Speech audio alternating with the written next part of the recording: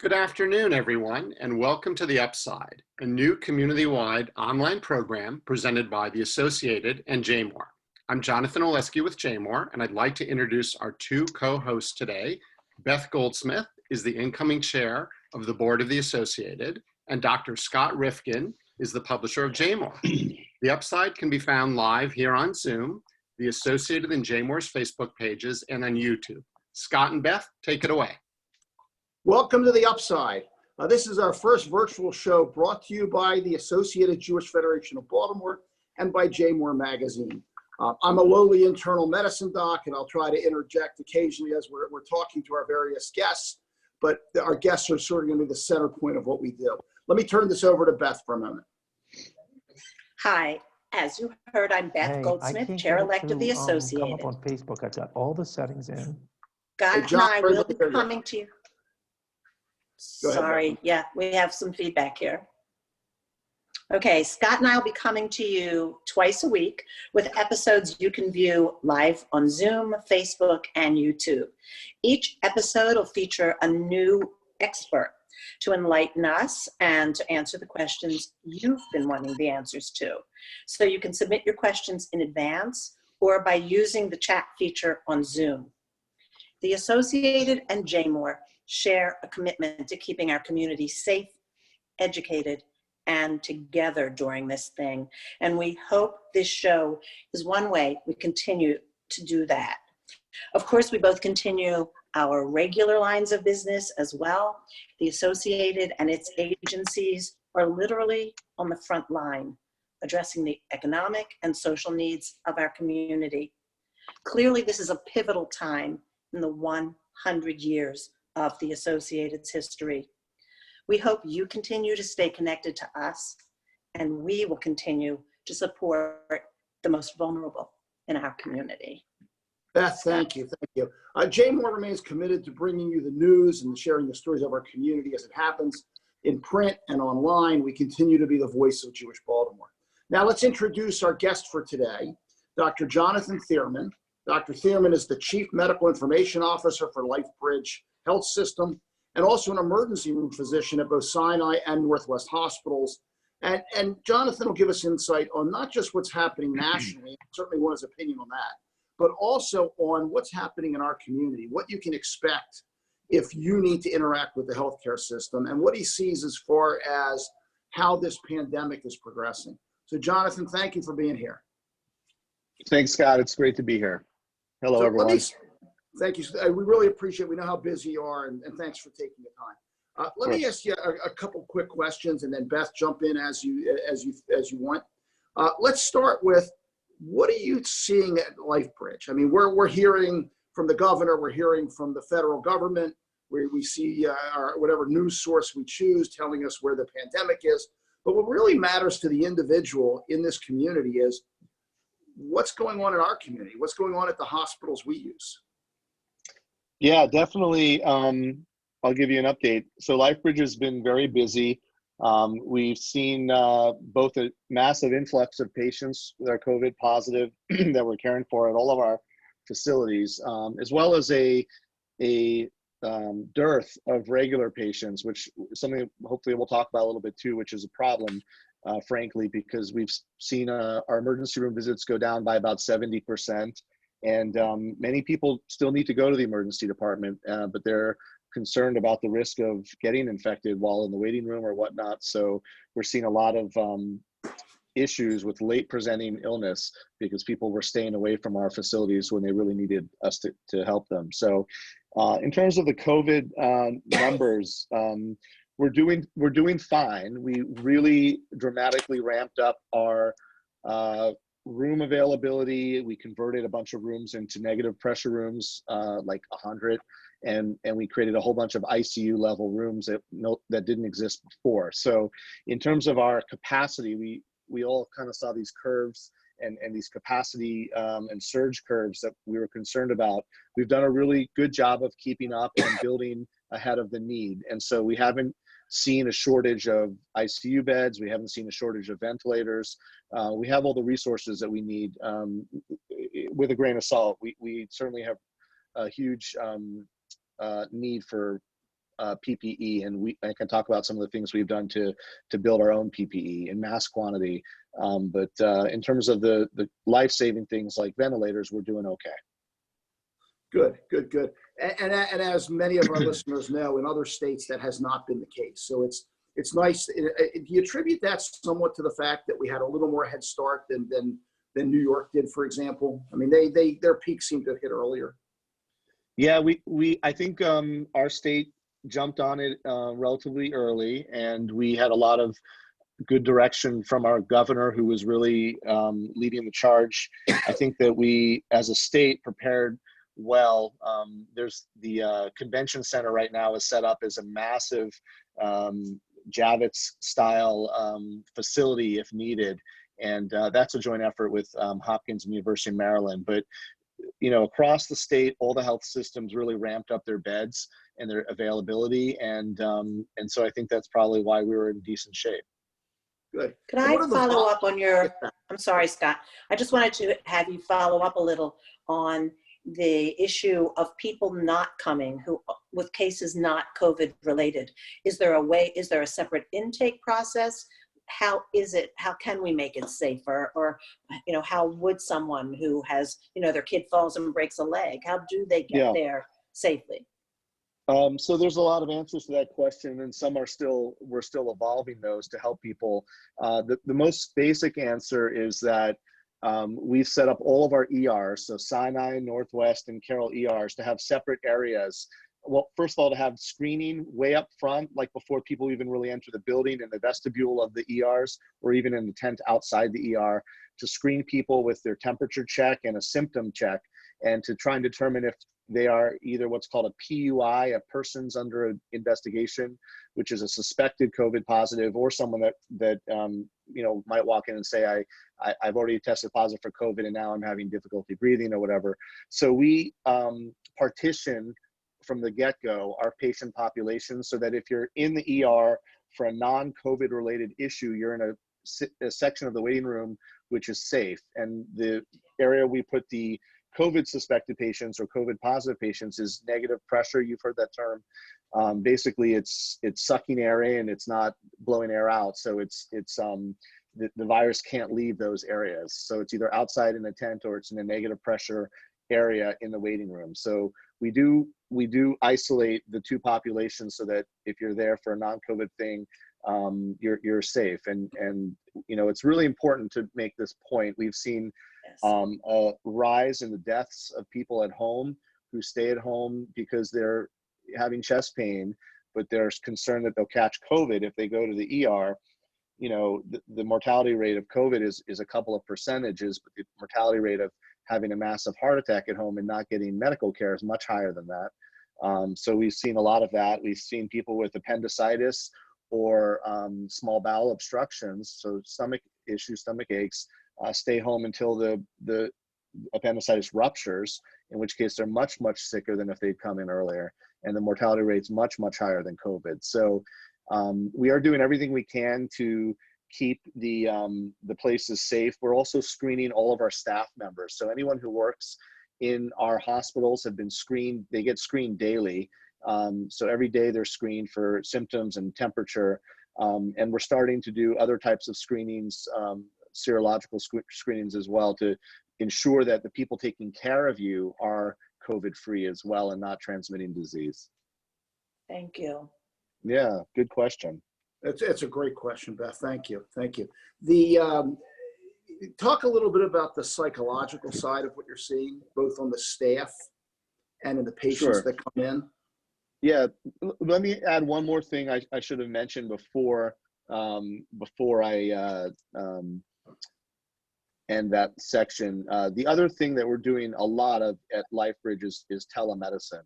So we have, people are also concerned about just going to their PCP to get a regular checkup or to check on their blood pressure, medicine, or whatever it is. We're doing, and I can pull up the numbers, but we've done something like 35,000 telemedicine visits in the last 8 weeks. So there are other ways to get care besides for the emergency room that don't involve any exposure to COVID-19. So that's one other thing to point out. Sorry. No, can you repeat the question? that's great. You know, it's interesting because the observation you made about regular volumes being down is being seen everywhere. And the number of people with diabetic emergencies and heart attacks and strokes hasn't really changed. It's that people aren't getting the care. And that's a huge, huge problem that we're going to see the sequelae to for weeks after the surge ends, I would imagine. Jonathan, talk a little, we just saw in the newspapers, and it's a little close to home because my son works in that particular emergency room and ICU setup. And up in New York, the head of the emergency room committed suicide last night. And I'd love to hear how the morale is of the staff at LifeBridge and what you're seeing psychologically from the patients that are involved in all of this. Yeah, great question. There's been a lot of concern about the morale and the mental health of all the frontline staff and providers. You know, LifeBridge's HR department has some intense resources and programs available, but the fact is that people are seeing morbidity at levels they've never seen before.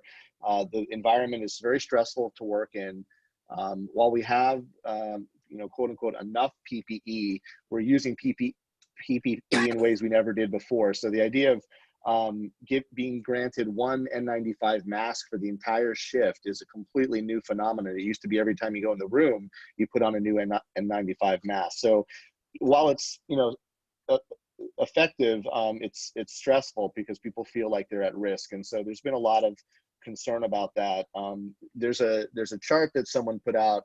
It was in a New York Times article, I think, that showed the waves of fallout from the COVID-19 pandemic. And of course, the first one that peaks and then goes down is the COVID-19 illness itself in terms of deaths. But then the next one is these acute emergencies that people are postponing, even though they need the care. And that's the next peak. The last peak is the psychological peak. So when all these peaks are over and we're through the COVID-19, we're through the acute care needs. The third one, by the way, is chronic illnesses, like you mentioned, like diabetes that doesn't get taken care of. In 4 or 5 months, there's going to be a lot of issues with people's chronic health conditions that were neglected for the last few months. And then the last peak, the longest term effects probably will be the psychological effects in terms of PTSD and burnout and depression and things like that. So these are huge things to consider, and you know, we're doing the best we can. The patients also have tremendous burden, and the patients' families in terms of this illness, because it's a unique illness which we knew very little about. It's only evolving, and so we've had to impose measures such as no visitor policies in our hospitals in order to keep everyone safe. And so we have strict policies, everyone does in the state and nationally, which will, you know, hopefully limit the spread of the disease, but they cause a lot of psychological burden on the patients and their families, because unless someone is near death, there are no visitors allowed. And even then it's a single visitor at the bedside. So you can imagine how hard that is psychologically on the families and on the patient themselves. Yeah, and that's a good point. We're going to be seeing the sequelae of this. Let me remind our listeners, I just flipped through the screens, and there are a lot of people on the program today that are listening in. I want to remind folks that they can submit questions for Dr. Thierman. And Jonathan, you want to explain how that works? Yep. So this is the other Jonathan. Oh, good. So I got scared. I had to explain that. No. I apologize. That's okay. Jonathan Oleski here. So everyone on the very bottom has a navigation bar, and there's a chat bubble there. And if you type them into the chat bubble, then as we see them, I will read them for Dr. Thierman, Dr. Rifkin, or Beth Goldsmith. So feel free to ask questions, because this is your community event. And as we progress in the nights and weeks ahead, we really want this to be interactive. Great. Thanks, Jonathan. The other thing I'll add, Dr. Rifkin, another thing to mention about ways we can make it a little bit better for the patients, because I'm in charge of telemedicine, an offshoot of that is televisit or whatever you might call it, where we've deployed about 100 iPads to the different floors of the hospitals. And so patients who are in isolation because they're COVID positive and they can't have visitors are able to have video visits with their families at home. And we've also set up, using the same resources, rabbinical and pastoral care visits, so that religious leaders in the community can make visits with patients, even though they can't physically go into the hospital. And that's great to hear that that's going on. Let's talk about the nursing homes for just a minute. You know, the nursing homes by nature have a very vulnerable population. They all live close to each other, the residents and the staff. It's almost like the spread of disease on a cruise ship or in a military barracks. Everybody's close together. And the nursing homes have been way disproportionately affected by all of this. What are your observations in the emergency room of the patients coming from nursing homes? I mean, they've been instructed to really only send you the really symptomatic folks, not just everybody who comes back with a positive test. And we have a building in Baltimore that has 173 positive tests out of about 200 people in the building. So that's an incredible infectiousness of this disease in that population. What are your observations on that, Jonathan? Yeah, I mean, I actually see this more from my position in terms of the virtual hospital and telemedicine, because I'm in charge of the testing of our mobile drive-through testing sites. And so we've processed batches of 100 or 200 tests from various nursing homes around the community. And just like you said, we've seen surprisingly large numbers of positives. That's good news and bad news. I always look for a bright side. The good news is that a huge number of people in nursing homes actually don't mount much of an immune response. And it's the immune response itself that some of the mortalities and morbidity can be attributed to, not the virus alone. It's how our body responds to it, and sometimes over responds to it, that makes our lungs and other organs fail. So of the nursing home population, the bad news is that they're very susceptible. They're the highest mortality rate because of their age and comorbidities. And like you said, they're in close quarters and things spread. On the flip side, we've tested nursing homes where we tested 200 people and we got back 130 positives, but 70 of those positives had zero symptoms at all. So there is a significant number of elderly people who might test positive, but they actually do fine or don't even notice that they have COVID-19. So mortality rate. So So anyways. Yeah, Jonathan, that's a really good point you make, because people should know that because mom or dad is in a nursing home and they probably get exposed and they probably come up positive, the death rate is still relatively low. What we're seeing is 6 to 8%. We're not talking 90%. So people need to understand the difference there. A lot of asymptomatic people in the nursing homes. Yeah, that's true. Statement? Yeah, that's a fair statement. You know, the death rates by age in the 85 and older population actually are higher, as far as we know right now, more like 20%. However, as we test more and we find out that actually there were 2 times or 3 times more people positive in that age bracket than we thought, then the death rates trend towards more like what you're saying. So initially we thought the death rate, the mortality rates were much higher, but now they're significant, but not as high as we thought. The nursing homes, I should mention, because we're LifeBridge is partners with many of them. And so I know that they've done a lot of similar things as our health system in terms of cohorting their population from positives and negatives, so they're separate, as well as testing all their staff and having daily checks of their staff so that their staff doesn't come in to the facility and bring COVID-19. So the nursing homes are doing a lot to prevent the spread because they are such a vulnerable population. So maybe a couple comments on something a little different. What we're hearing is that, and I actually want to ask you where you are as far as the peak goes, or where you think you are. But we're also hearing that we're likely to see a second round of this September, October, November. So I'd love to hear where you are with the peak, or where you think you are with the peak of the disease now. And what thoughts are going into how do we handle September, October, November, and get ahead of this at that point? With this outbreak, we were behind the curve. We weren't really ahead of the curve nationally. but hopefully Right. by September, October. So I'd love your thoughts on that. Sure. So to start with the peaks, um, you know, I wouldn't say we peaked in Maryland. A lot of people like to imagine that there's been this peak and we're like way down here on the other side. What we've really seen is a flattening of the new cases over the last week to 2 weeks, really, week and a half. So in terms of new cases, we have seen that we are no longer rising exponentially, but we're flattening out. We haven't seen that same flattening in terms of the mortality rate, but the mortality lags behind new cases by about 2 weeks. So we're hoping that our recent flattening of the new cases to be no more than we had before, but not significantly less yet, translates into a lower mortality that's just lagging behind those numbers. So we have a long way to go. You know, a lot of the reason why we think we've flattened out is because of all the social distancing and all of these difficult measures we've all put in place to try and socially distance ourselves.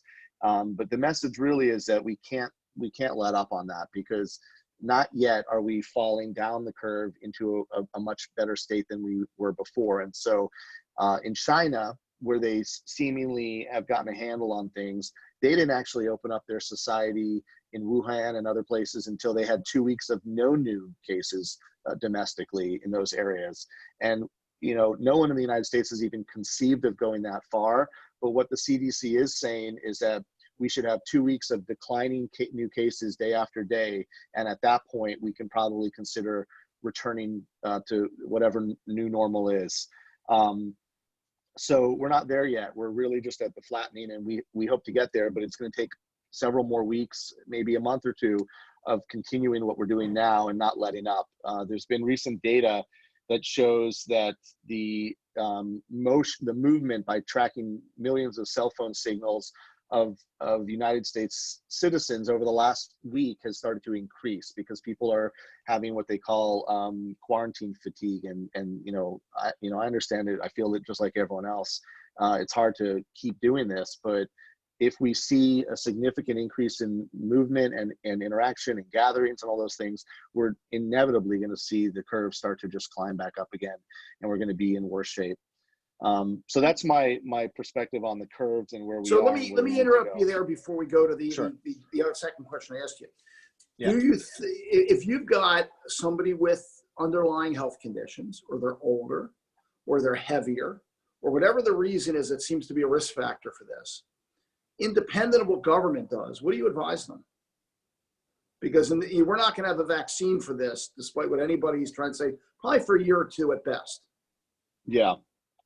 I mean, the advice is to really continue to do the things that they're hopefully doing now, which is good hand hygiene, lots of frequent washing, not touching surfaces in public, wiping down the grocery cart if they have to go to the grocery store with a wipe. Wearing masks is good at a societal level. It doesn't actually protect you as much as people might think individually. It's really protecting other people, so that if you cough or sneeze, you're not spreading whatever virus you might have. Most of the masks people are wearing when they go in the grocery store don't actually filter sufficiently the air that they're breathing in themselves. It really just limits what you're putting out there into the world. So those are some of the things I'd recommend for people in those age groups and those risk factors to keep doing, because like I said, it's not going to improve overnight, and it's going to take a lot of vigilance to go down the other side of that curve. And we don't understand this disease as well as we hope to, and as we will, because it's new.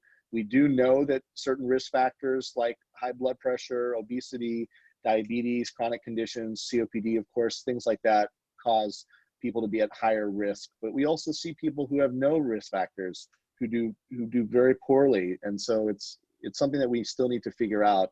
And even when it comes to things like high blood pressure, we don't know yet if it's because you have high blood pressure or because you're on a medication that somehow weakens your immune system and makes you more susceptible.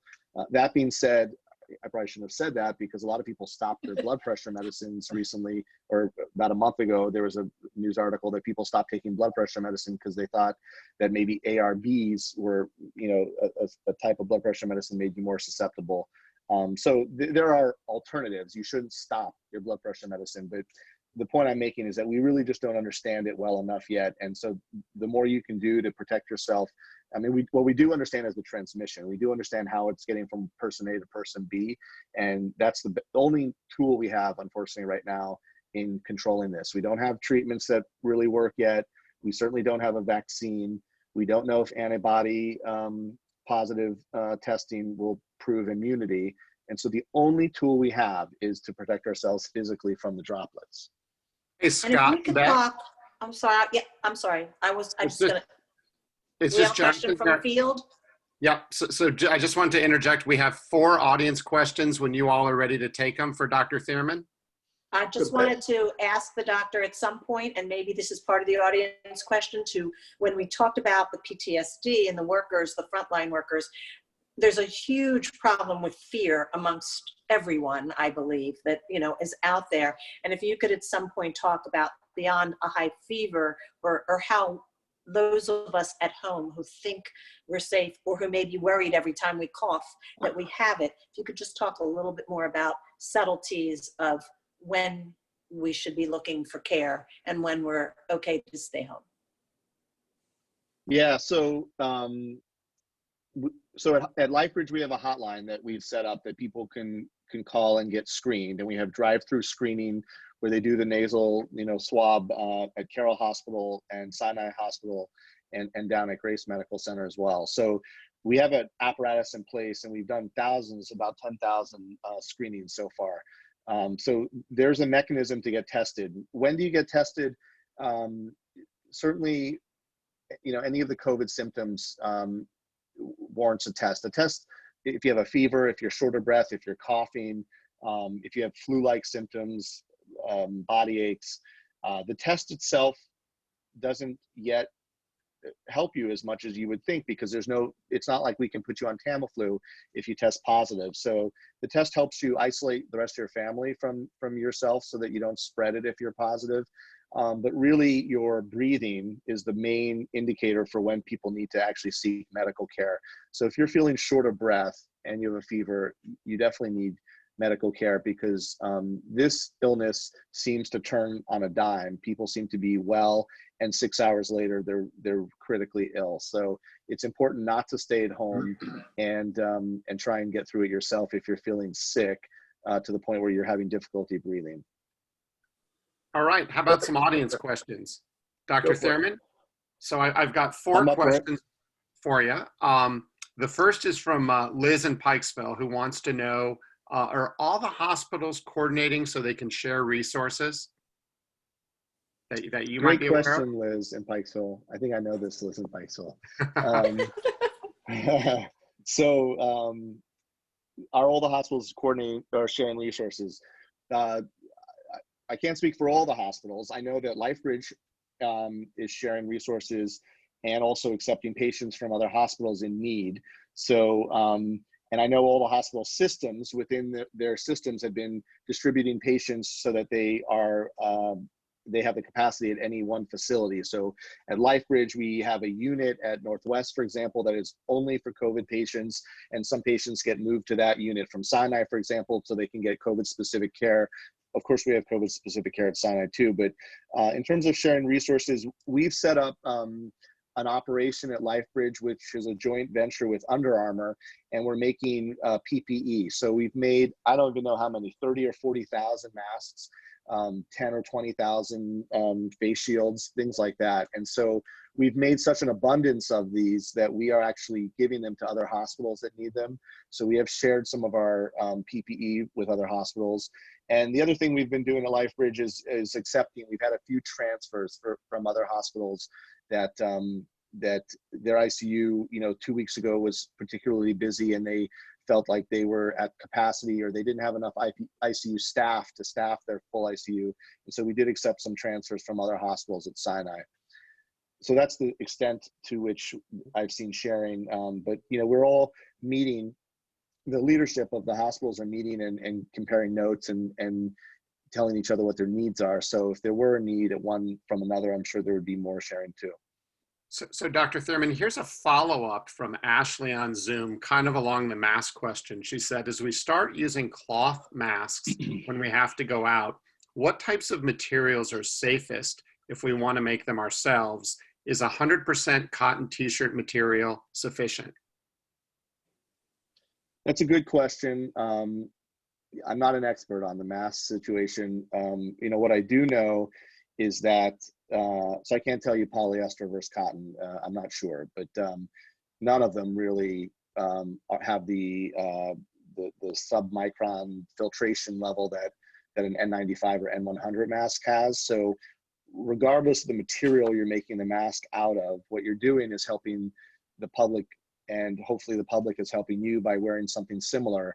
Anything that that blocks a respiratory droplet, which is large, the virus is small, but the respiratory droplets are relatively large. Anything that blocks that from a person coughing or sneezing protects everyone around them. So, like I mentioned before, the main purpose of wearing masks in public is to convey a population health. There's no material that I know of that actually is going to filter out the virus from droplets for you personally, unless you have access to one of these N95 or N100 masks. So, it's a great idea for everyone to wear a cotton mask. I think that would help, but some sort of rayon or fiber is not going to be better for you personally than probably just a plain cotton mask. Scott and Beth, we have two more community questions, but do you want to intersperse a question now and then we'll go back to the community question? I think we should go to the No, I'm community. good at it. Okay, great. All right. So Dr. Thierman, Sure. from Michelle and Stevenson, temperature checks are a common screening method, but how effective is that if one can be contagious before ever showing symptoms such as a fever?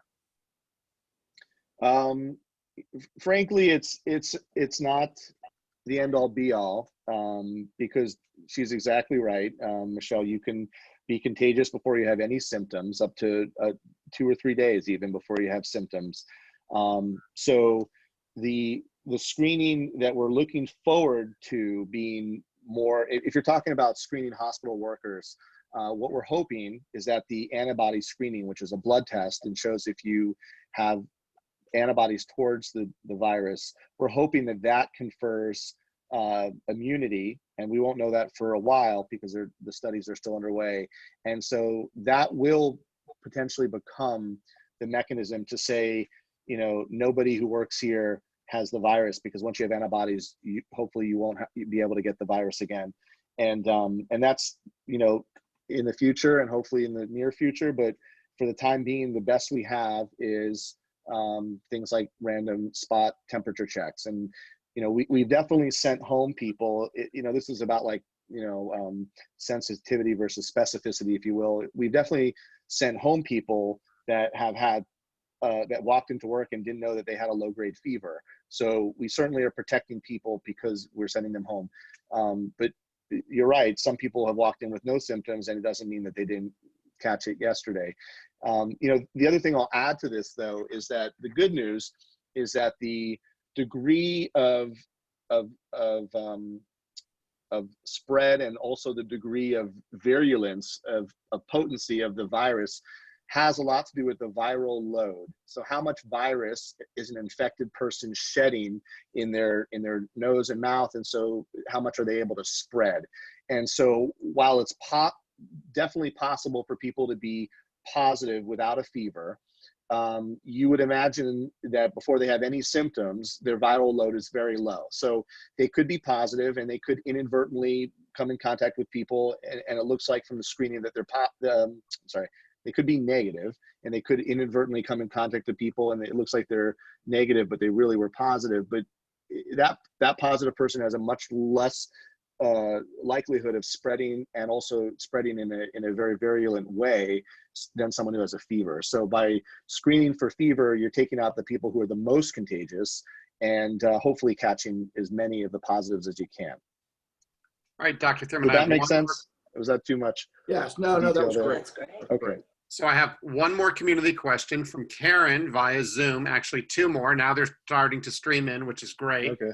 So from Karen via Zoom, if we have a parent that we help care for who is at risk, do we continue to telework indefinitely? Okay, so let me clarify the question with you, Jonathan. They're the carrier, the person asking the question is the caregiver? I believe so. It says if we have a parent that we help care for, so yes, Karen's the caregiver. So should the caregiver continue to be on the total isolation that a lot of us are on? Yep. I see. You know, I guess the answer is the safest thing to do is to do that, because there's no question that the more exposure the caregiver has, the more likely they are to expose the person they're caring for. That being said, everything has to be a balance, and so if that's possible, that'd be the best solution. If you know, everything, it's a matter of risk, really, and it's hard to tell someone what to do because it's all a matter of how much they can tolerate. If we all put ourselves in a bubble and didn't even interact with our children or our spouses, we'd be safer than if we did, but we can't, you know, that's not something that people are willing to do. So yes, if you never went into public and you're a caregiver, you're probably better off and less likely to transmit it to the person you're caring for. Okay, so I have a very important question now about someone who I think might need some help here. From Jamie on Zoom, are they still looking into hydrochloroquine as a form of treatment? If so, how does that affect the people who take it on a daily basis for lupus? I personally have already encountered difficulty getting this medication. So it's a question about a lupus patient. Jonathan, let me expand that a little bit for Dr. Thierman. Not only that question, because I think it's a huge one, but in general, sort of the rumor mill kind of therapies that unfortunately have come a little bit out of Washington, a couple of other places. Give some thoughts on those in general, if you would. Sure. So specific to the hydroxychloroquine question, the answer is yes, they're still looking into it. There were about 60 or 70 studies that were investigating whether or not it was effective with azithromycin, without azithromycin. Recent research, I think the one that people cited most recently is a VA study of about 200 people, I believe, and it showed it wasn't effective. In fact, it showed a higher mortality rate of people who were treated with it. So there's been a lot of pessimism about whether or not it's really effective. And so the use is certainly decreased. I know there's probably some institutions that don't use it at all now. The risk involved with it, one of the primary risks is a cardiac arrhythmia. And so if you're in a well-monitored ICU bed and they're looking for that, it's probably not as dangerous to try it. And so some ICUs are still putting people on hydroxychloroquine. So, the answer is yes, they're still looking into it. No, it doesn't look like it's going to be useful. There's a lot of newer research that shows it's not useful, maybe even detrimental. And so the usage is probably going to go down, although some institutions are still using it because the verdict's not in yet. In terms of treatment for lupus, I would hope that because of all the things I just said, that the availability is a little bit better for you, and you can find what you need. The other thing is the pharmaceutical companies have greatly increased their production of hydroxychloroquine in recent months because of the anticipation that it was going to be a breakthrough drug. And then finally, my sister's a dermatologist, in California, has been asked by her health system to call over patients that were on hydroxychloroquine and give them alternatives. So there are a lot of alternative medications that are worth trying if it is in short supply. But I'm hopeful that it won't be, and that the supply chain will start to loosen up a little bit now that fewer hospitals are using it because of recent research. That was hydroxychloroquine. In terms of other recent media, I mean, of course, there's this very silly and scary notion that disinfectants, as a general rule, either ingesting or injecting disinfectants will help you. And is that true? It's probably true that it will kill the virus, but it will kill you too. So it's a terrible idea to go out there and ingest.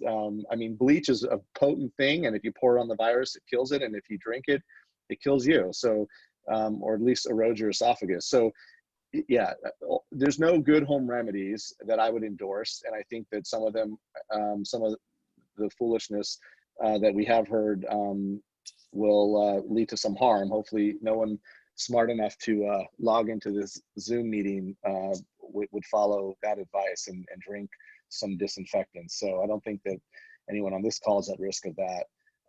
But the bottom line is that unfortunately nothing yet has really proven that effective in terms of treatment. And so there's not, like I said before, the best thing you can do is never get it, or be careful in terms of your social distancing.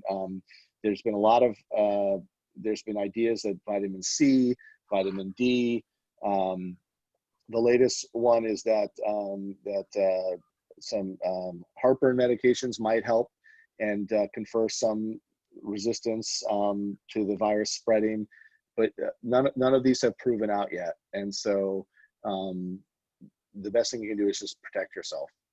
Right. So it sort of leads to the point of folks should be, and if you disagree, tell me, should be listening to the scientists and the physicians and getting their advice there. Is that a fair way to put it? Yes, without getting political, that's a very fair way. I'm trying my best. I think that's probably a wise statement, to listen to the scientists and the public health officials. Apparently, there have been several hundred cases of people injecting or drinking these disinfectants, including one guy who saw a similar sounding drug in his fish tank medicines that he was using with his fish, ingested them and died. So it's pretty scary stuff, and nobody should be listening to their neighbor or anybody who's not a scientist on this stuff. Yeah. Talk a little bit about the future. We're all assuming we're going to sort of peak in the next few weeks and things are going to drop off a little bit. But come September, October, November, there's a risk of another outbreak. And even go as far as to say, for the next year and a half, when there's no vaccine, would you get on an airplane? Would you go in a crowded restaurant? I mean, give us your thoughts on the future and how rational folks ought to look at how they live their lives over the next year or two. Yeah, I mean, it's a good question and a complicated one. So I think the idea that we'll eliminate this virus from our society is probably sailed away. So I don't think that, early on when there were 5 cases in Seattle or whatever, there was this thought that, like Ebola, we could just eliminate it, never have to deal with it. And I don't think that's possible anymore. I don't think that's a reality. So what does that mean? Now we have to manage it. We manage lots of other illnesses. People pointed out that influenza kills 30,000 or so a year in our country. And so we just have to manage the risk. And so do I think that there will be a resurgence of this in the fall? I don't think it's it doesn't seem to be very seasonal. So I don't think that when we started seeing warmer temperatures in the spring, and when we started seeing countries around the world that actually were fairly warm when this thing outbroke, we didn't see that it conferred any benefit. So by the converse, I don't think that there's necessarily going to be an increase because of the cold weather in the fall of coronavirus. What there will be is invariably an increase because people are laxing off on their social distancing. They're trying to return to normal. They're trying to get back to work and earn a living and do all those types of things. And so, yes, I think there will be probably a second wave, as they call it. The goal is to drive down the incidence. It's all about timing. So if we get the incidence super low before this second wave, then maybe the second wave will be similar or less than the first wave was. And that would be one goal. The other thing is that, well, I lost my thought, but, would you get up when it dries up, would you get on an airplane? Yeah. So the other thing I was going to say was, again, an optimistic silver lining to all of this is that we are learning to better our hygiene in general. So a lot of people are worried that there'll be a double whammy of the flu and COVID-19 come, November, and all hell will break loose. And the truth is, I'm more optimistic than that. I think that the incidence of flu in 2020, 2021 season is actually going to go way down, because all the same measures that we're putting into place to reduce COVID-19 reduce transmission of influenza as well. So will there be COVID-19 in the fall? Yes. Will it probably be on the upswing? Probably yes. But maybe the COVID-19 plus flu hospitalizations and mortality will be equivalent to a bad flu year. That would be a great, scenario. We do better at COVID-19 and we do way better at flu inadvertently than we ever did before because of all the stuff we're doing. And so the total combined illness is on par with other bad flu years maybe. So those are my optimistic views. In terms of an airplane, I guess the jury's out right now. I was supposed to go to Israel in June for my son's bar mitzvah, and we had to cancel that. And even if June 1st, Israel opened their doors and the airlines started flying again, and I probably wouldn't do it because it just seems too close to a bad thing. Come the fall, I guess it's a numbers game, and I look at and anyone can look at the Maryland.gov website and see what the county by county and zip code by zip code prevalence of the illness is. If I'm living in 21208 and right now, what is it right now? But if it's 2,500 people or something like that who have known positive, that's a pretty high number for a small area. But if by the fall it's 40 people or 45 people, then I probably would return to some normalcy. I probably would go to a restaurant, taking caution not to touch too many objects, taking caution to wash my hands maybe before I ate, things like that. So I think it's all about risk, and the risk goes hand in hand with the prevalence. And so if the prevalence is way down, then I think I feel more comfortable doing some more normal activities than I would before. I don't know when the next time I'm going to fly on a plane though is. It's got to be really low for me to feel like it's a good idea. Gotcha. Dr. Beth, Thierman, go ahead. Scott, we have one final audience question. If we could get in before you all kind of do your wrap-ups questions. Dr. Sure. Thierman, this is from Anne here on Zoom. Is the time for getting results improved? I was tested on March 17th and it took 9 days to get results. Yes, the answer is it's greatly and dramatically improved. We all relied on LabCorp, mostly on LabCorp initially, and they were completely overwhelmed. So we started testing. So March 17th is pretty early in the cycle. We started testing at LifeBridge with our drive-through at March 11th. And the turnaround times in the first few weeks was, like you said, a week or 9 days. And it was very frustrating for us. Since then, a lot has changed. So LabCorp has greatly expanded their capacity to test.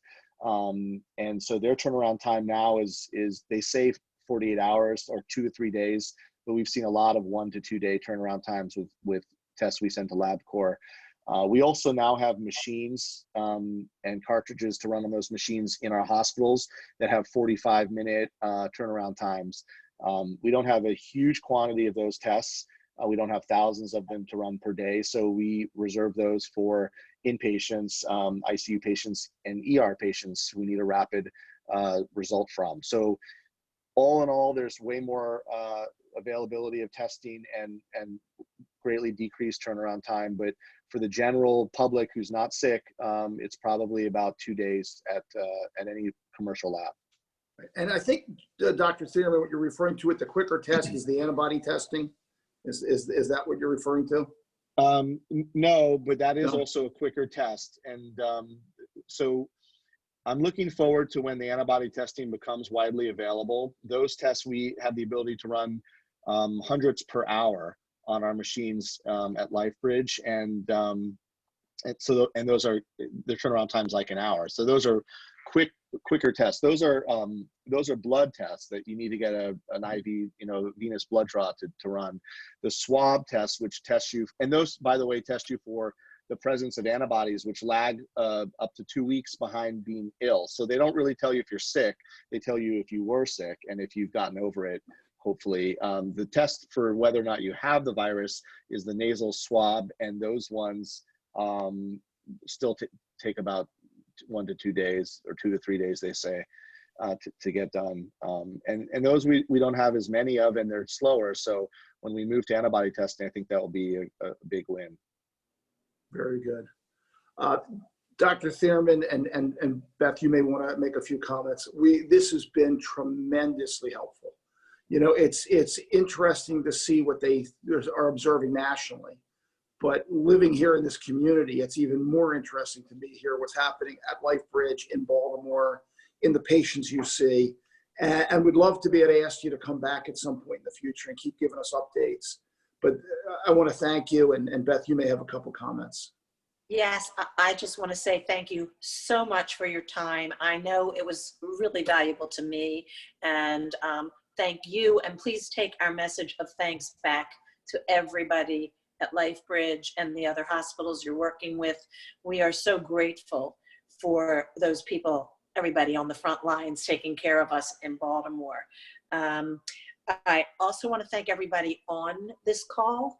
Thank you for joining us. I hope you found it helpful. I hope you learned something. And if you have more questions, please keep them coming. I hope you'll join us again.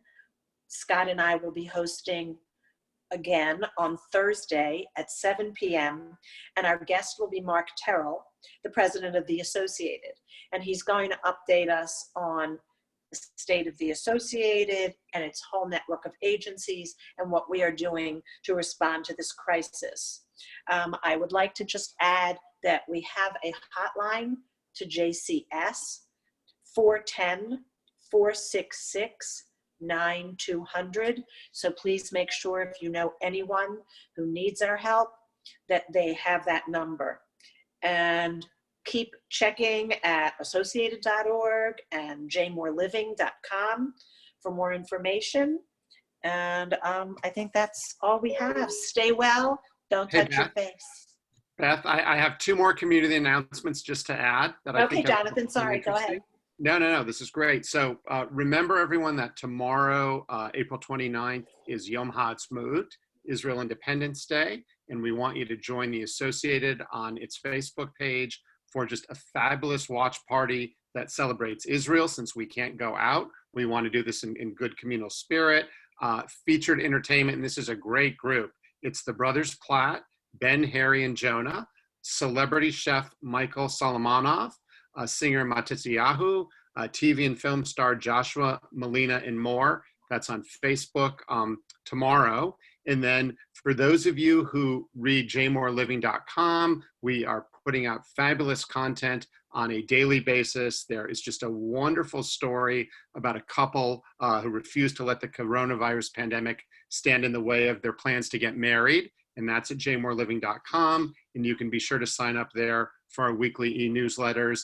And on behalf of everyone at the Associated and Jmore, Beth, Scott, Dr. Thierman, thank you all so much for joining us today. And we look forward to seeing you Thursday evening, 7 o'clock live with Mark Terrell. I just want to thank you guys too for having me on, and thank you for all that you're doing too, because through the Associated and Jmore and our partnership with schools and the Jewish community, you guys have really been delivering information and delivering important information that really has made a difference. So whether it was people who decided not to travel from New York for Passover, or other important kind of public health things that the Associated and Jmore helped advertise and publicize, I think was really significant and made a big difference. So thank you. Thank you. Thank you, everybody.